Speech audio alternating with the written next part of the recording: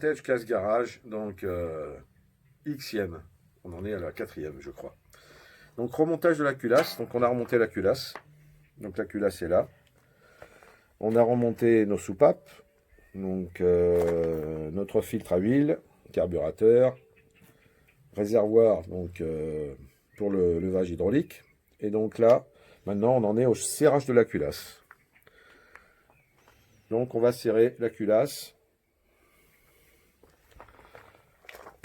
en mode étoile. Donc là pour l'instant je fais un premier passage à 2,5 2,5 kg.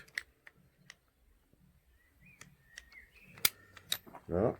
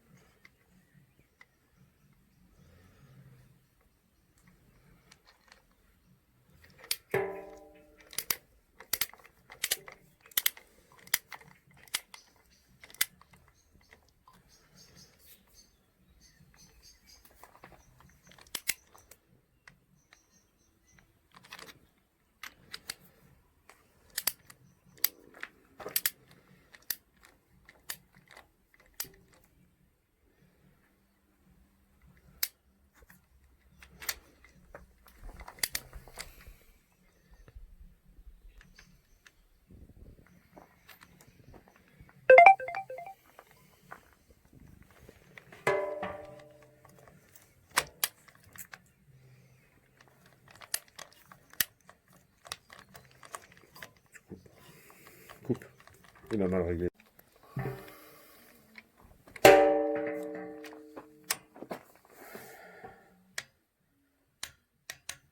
Donc là, on continue le serrage. Donc j'ai fait un premier passage à 5 kg. Et là, je refais un deuxième passage une heure après à 7 kg. Donc norme de ce moteur-là, 1200, 1300. Simca, c'est 7 kg, 7,5 kg maxi sur la culasse.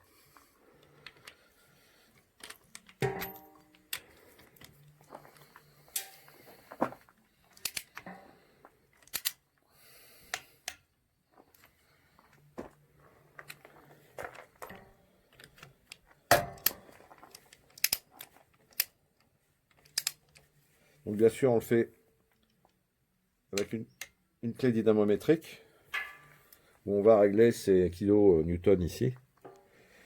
Donc là, on a ici tout le réglage ici. Donc on doit être sur le 0 et on règle à 7 kg. Donc on règle pour le serrage.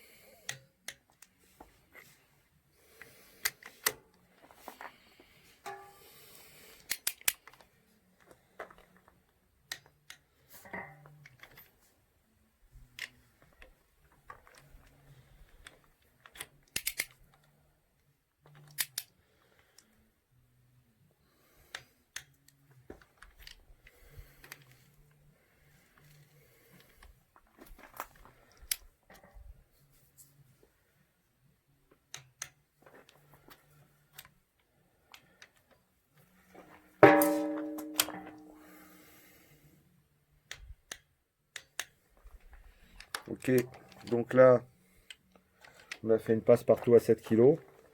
Je vais laisser une nuit entière et demain, je resserrerai à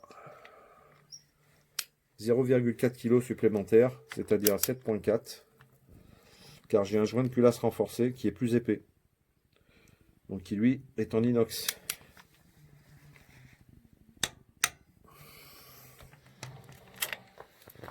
Ce qui veut dire que je peux serrer un poil plus fort. La norme c'est 7 kg, mais bon, avec un renforcé en inox, on peut serrer à 7,4.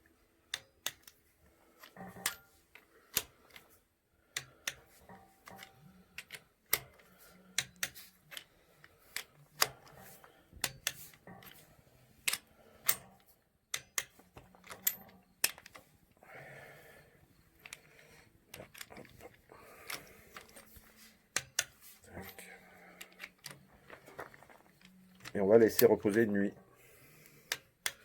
Alors après, l'idéal absolu, comme c'est ces anciens moteurs, c'est de pouvoir tourner 1 heure avec bien sûr le refroidissement liquide, hein, tout ce qu'il faut, refroidissement à eau avec l'huile, etc. Monter doucement les températures et au bout d'1 heure on coupe. On attend que ça redescende en température 24 heures. Et on refait le lendemain matin un deuxième serrage pour une vérification. On ne remonte pas plus. Si je suis à 7.4, eh bien, il faudra que je remette tout à 7.4 pour voir et qu'il n'y ait pas de différence. Voilà pour le serrage de la culasse. Et donc demain, on va continuer à remonter la rampe des culbuteurs. Donc, qui sont là. Voilà les culbuteurs. Il y en a 2. L'autre est ici. Avec les tiges de culbuteurs là-bas. Et on va remonter tout ça et régler les soupapes, le jeu aux soupapes. Donc ça, la suite des événements. À demain, bye bye. Donc là, on est en train de remonter cache-culbuteur. Enzo est en train de remonter le cache-culbuteur. Ici, on remonte, on a remonté la culasse. Toute la culasse est remontée avec un joint de culasse neuf, renforcé. Et donc là, on a réglé toutes les soupapes, tout le jeu aux soupapes. Donc comme ce sont des moteurs culbutés des années 50, dans les années 50 jusqu'à 80, on trouve même sur des corvettes aujourd'hui encore des C2, C1, C2, C3, encore des moteurs culbutés avec des tiges de culbuteurs qui sont là. Ça veut dire que l'arbre à cam est déporté. L'arbre à cam se situe ici où il y a le cache. Et donc il pousse les tiges de culbuteur et il vient régler, en fait, il vient pousser sur le doigt, et le doigt vient pousser sur la soupape. Donc c'est vrai que maintenant sur les moteurs modernes, on gagne du temps par rapport à ça, parce que là c'est des temps d'admission et d'échappement qui sont relativement longs. Et du coup maintenant c'est des poussoirs hydrauliques, ça va nettement plus vite. Donc là on a réglé chaque soupape d'admission donc avec cet outil là, ce qu'on appelle des jauges. Donc il suffit de chercher sur la spécification moteur Simca 1200 à ronde ou à Massey Harris tracteur, c'est le même moteur. C'est 0,60, donc la jauge de 0,60. Pour aller chercher la jauge de 0,60, il suffit de lire. Et on vient régler tout simplement, on se met sur la soupape, donc en l'occurrence, on met en balance bien sûr les cylindres, et on vient régler ici, on met en balance le cylindre numéro 1, etc. On vient régler le 4, etc. etc.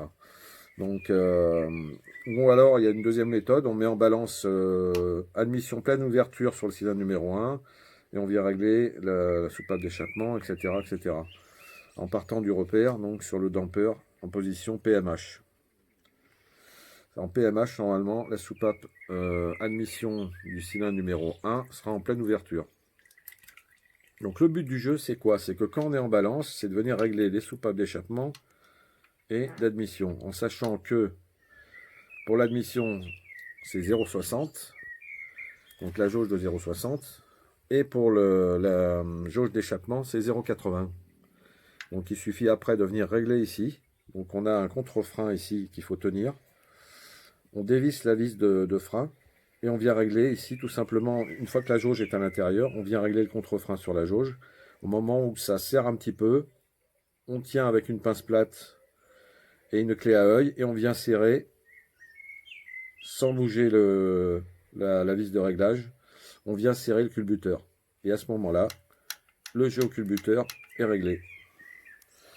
Donc là, maintenant, on continue. On va remonter.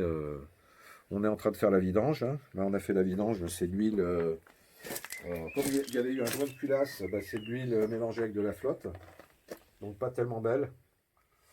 Donc là, on va y remettre de la bonne huile. On va y mettre de la 1540, l'une des meilleures huiles, la 15W40 en semi-synthèse. On va y mettre la capacité qu'il faut. C'est 3,4 litres normalement pour ce moteur-là. 3,4 litres d'huile. Et donc, il nous restera après à mettre quoi? 7 litres dans le radiateur d'eau. 7 litres de produits de refroidissement, 4 saisons.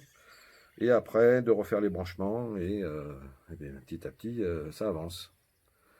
Voilà. Donc là, je vais remettre le joint de cache culbuteur. Donc j'ai mis un peu de pâte à joint, parce que c'est un vieux joint, donc pour éviter d'avoir des fuites. Histoire d'économie, donc économiser un maximum, hein, parce que c'est un tracteur qu'on a eu à un petit budget. Hein. Donc on va remonter avec des pièces, pas d'occasion, mais au niveau de ce joint-là, qui n'est pas vraiment important, en tout cas, on met un peu de pâte à joint pour éviter les fuites d'huile, tout simplement. Allez Enzo, tu mets ça en place. Là, tu m'as mis un peu de pâte à joint sur les soupapes.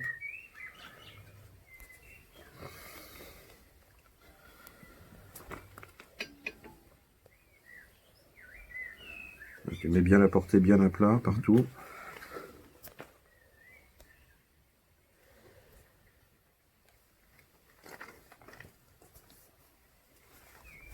Là, t'essuies le trop plein, là, ici, il y en a.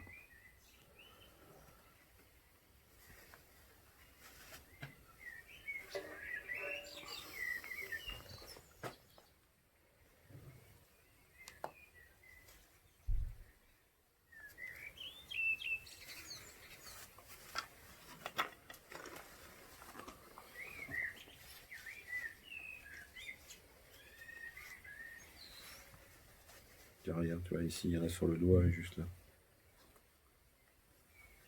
Ok, donc là, maintenant, on va remonter le cache culbuteur. Qui est ici, qui est tout neuf.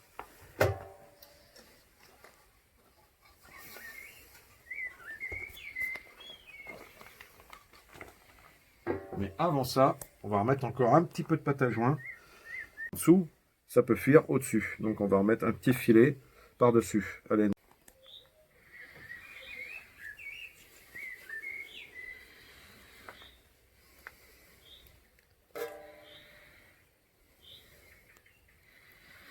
Donc on va bien voir ce vieux moteur d'Aronde, Simca Aronde à la base.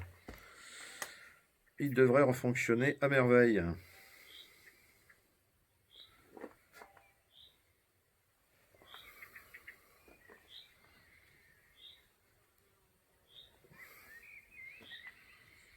Alors c'est vrai qu'on ne trouve pas toutes les pièces. On a eu de la chance, on a pu trouver un filtre à huile qui se situe dans la cloche qu'on a changé. D'ailleurs la boîte est encore là. Filtre à huile, cette référence là, si vous la cherchez. Mais on ne trouve pas toutes les pièces et notamment des joints qu'on ne trouve plus justement, comme le cache culbuteur. Pas tout le temps dispo. Donc celui-ci n'étant pas écrasé, on remet l'ancien avec un petit peu de pâte. Comme il n'est pas déchiré, bien ça fera l'affaire.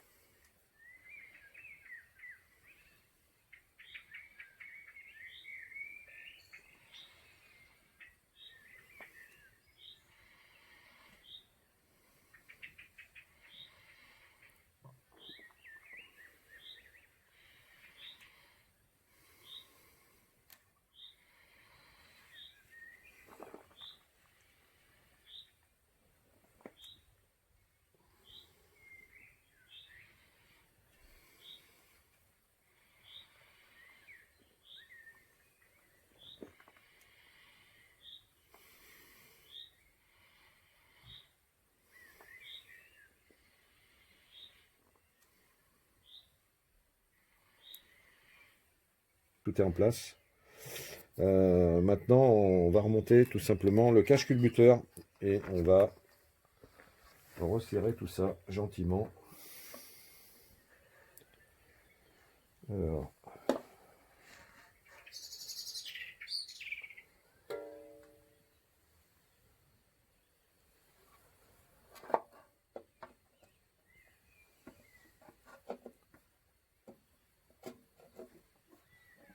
tac. Voilà, ça fait joli un cache culbuteur qui est tout neuf.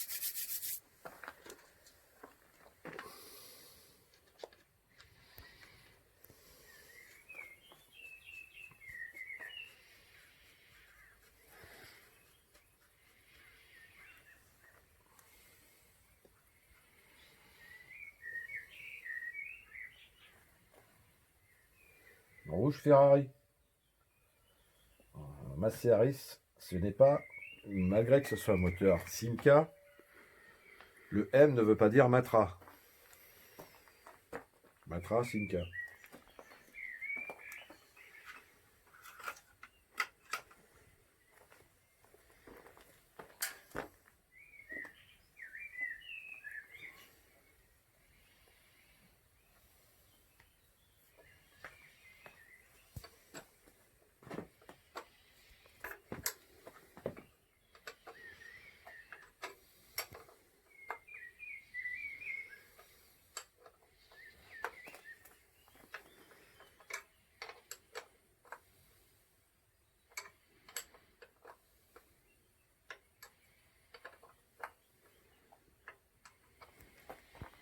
Donc le joint, ça sert à rien de l'écraser complètement, l'écraser de trop.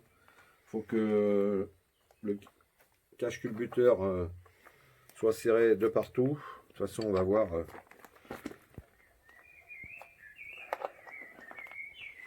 Ça sert à rien de l'écraser, de tirer, d'écraser ça à fond, parce qu'après, c'est là qu'il va y avoir des fuites d'huile.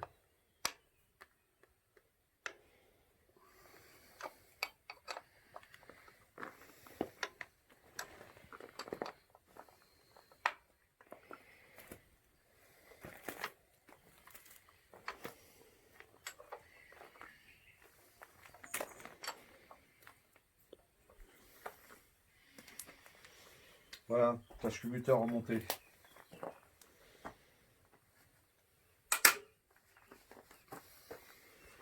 Et donc on va passer à l'étape suivante. Vintage Car Garage 8e. Je sais pas combien on en est, mais bon, ça doit bien être au moins la 8e. Par rapport à la question que je vous ai posée, est-ce que vous avez la réponse? Parce que moi je l'ai. Donc la réponse c'est 1, 3, 4, 2 concernant les 4 cylindres. Là on est en 4 cylindres 4 temps sur le tracteur. C'est la même chose sur une voiture. En 4 cylindres 4 temps, ça sera toujours 1, 3, 4, 2. Sauf cas exceptionnel sur des véhicules russes, Skoda et autres. Concernant un 6 cylindres, si on avait eu un 6 cylindres par exemple, BMW, ça aurait été un 5.3, 6.2.4 pour l'ordre d'allumage. Voilà. Donc attention à ne pas inverser les fils d'allumage au moment où vous remontez le moteur, car sinon ça ne va pas fonctionner. Et ça risque même de faire des étincelles d'allumage au moment où il ne faut pas, et éventuellement de faire des dégâts dans le moteur au niveau piston. 4-3-2. Toujours 1-4-3-2.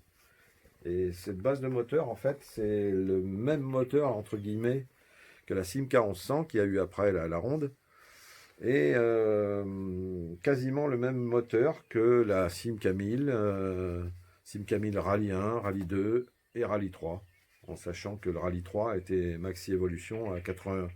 Il faisait 120 chevaux. 120 chevaux, ouais, c'est ça. Alors que là, on a une base qui fait une vingtaine de chevaux à peu près. Donc, comme quoi les moteurs ont évolué dans le temps. En l'espace de 10 ans, ces moteurs-là, en gardant les mêmes culasses, le même système, moteur culbuté, on est arrivé à un 1300, un 1294 cm3 sur une Rallye 3. Ça développe environ 120 chevaux. C'était déjà une vraie bête de course à l'époque. Une Rallye 2 faisait 88 chevaux. Voilà. Et une Rallye 1, 55. Voilà l'évolution. Mais la base, c'est la même. C'est comme chez Renault, le moteur de 4L avec, après, tout ce qu'il y a eu autour. La Renault Estafette, c'était le même bloc. À la base, même, je dirais même avant la 4L, la base du 4 cylindres, Renault, c'était le 4 chevaux. Voilà. 4 chevaux, après, ça s'est monté dans la 4L. On est monté en cylindrée, en gamme, voilà, jusqu'au moteur 2 litres de la Renault 16 TX injection. Voilà. Donc, prochaine étape, eh bien, on remonte la suite. C'est-à-dire l'allumage. Donc, on va remettre les bougies.